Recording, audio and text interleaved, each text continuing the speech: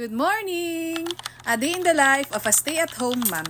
Maaga pa nga lang ay nagsimula na ako magwalis dito para hindi na ako abutan ng matinding sikat ng araw. Sakto nga matindi ang sikat talaga ng araw ngayon kaya naman yung nilabhan ko kahapon na hindi natuyo ay matutuyo tsak ngayon. Pagkatapos ko pala maglinis sa labas at sa aming garahe ay dito naman ako sa aming pinagkainan. So kailangan ko na agad hugasan ito para naman hindi ako matambakan mamayang tanghali. At pagkatapos ko nga maghugas ng mga plato ay nagising agad ang bulinggit na to at ang ganda nga ng bungad sa akin, ang ganda ng ngiti. At eto naman si Daddy J maaga pa nga lang ay nagtatrabaho na. So pagkagising nga ng bulinggit ay wala pa siyang ganang kumain kaya naman dinala ko muna sa playground. Nagdala na rin pala ako dito ng book para naman ma-maximize ko yung oras ko, makapag-meditate, makapag-muni-muni, ayan, at maging masaya ang mood ko buong maghapon. Sinasanay ko nga pala ang anak ko na ganitong oras pagkagising niya, ay dinadala ko siya sa playground para naman maarawan at para naman ma-enjoy niya yung nature kasi lagi siyang tumitingin sa mga puno at mga ibon. Pagbalik naman namin ng bahay, naabutan ko naman si Daddy J na nagba-vacuum ng sasakyan at ginamit niya na nga yung bagong bili niyang vacuum. At nang hingi niya ng dede yung anak ko, sakto naman wala na palang naman yung isang box. Buti na lang napabili ko yung asawa ko nung isang araw at talagang hindi pwedeng wala kaming stock dyan. Ay, natry ko siyang timplahan nung isang klase ng gatas, yung pang-adult, yung pang-atin, ay ayaw niya talagang dedehin. At this point naman, inililinis ko na yung kanyang feeding bottle at gumagamit ako nitong Clean Fant Natural Bottle and Dimple Cleanser.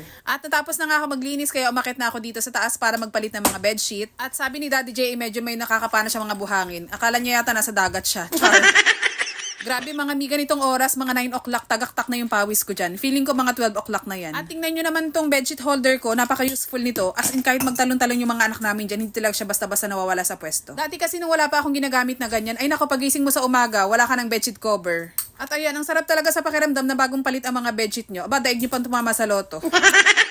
Wait, naranasan nyo na nga bang tumama sa loto? At pagbaba ko na nga pala, isinalang ko agad yan, pinaikot-ikot ko na para naman sa ganun hindi na yan dadagdag sa labahin ko sa susunod na araw. And after naman, naligo na ako at syempre nag-skincare. Kahit busy tayo mga mami, hindi natin dapat makalimutan yung pag-skincare. Dahil yan, kagaya yan, magluluto na tayo. Kung wala nga ako suot na sunscreen, malamang sunog na naman mukha ko. At ayan nga, nakauwi ng anak ko galing school. Aba, ayaw na magpakis, binata na yata. At pagkatapos na nga namin kumain ay naghugas agad ako dahil hindi ko alam kung saan dumaan yung langaw. Aba, hindi ko alam, hindi naman siya invited dito. Sinamantala ko lang din yung time na hindi pa umiiyak yung bunso ko kasi kapag ka umiyak na yan, antimano, kailangan dalhin ko na sa taas at gusto na niyan magpalamig sa aircon. Tapos pagdating naman sa taas ay hindi pa yan matutulog dahil maglalaro muna at kapag napagod saka pa siya matutulog. At habang bina-voice over ko nga to, gabi na, alas 8:30 na yata ng gabi. Naalala ko bigla, hindi ko pa pala naisampay yung nilaban ko mga bedsheet. O di ba ang galing? Ang galing-galing. Majonda na yun.